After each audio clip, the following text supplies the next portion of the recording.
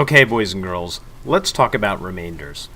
So when we divide, sometimes we have remainders. And very simply, remainders just means you have something left over that you can't share equally.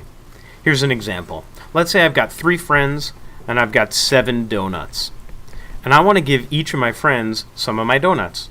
And I want to be fair, so I want to make sure everybody gets the same amount of donuts.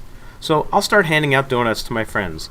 There's one for you, one for you, one for you, one more for you, one more for you, one more for you. Uh-oh, I have a 7th donut left over. We call that a remainder. A remainder is kind of like division leftovers. So what to do with those leftovers kind of depends on the situation.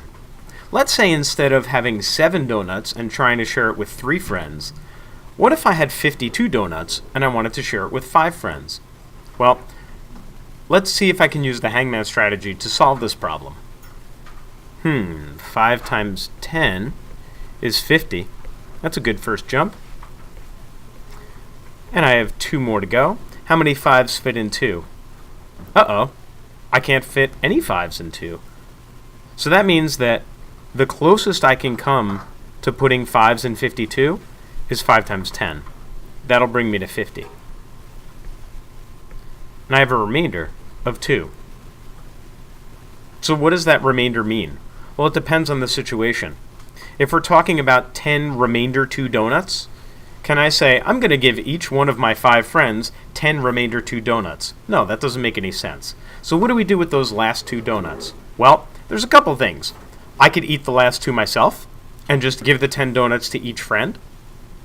Or I could take those last 2 donuts and I could split them up so that my 10 friends can share them, right? So I just start chopping.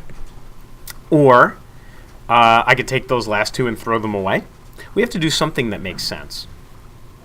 If this was balloons, the situation would be a little different.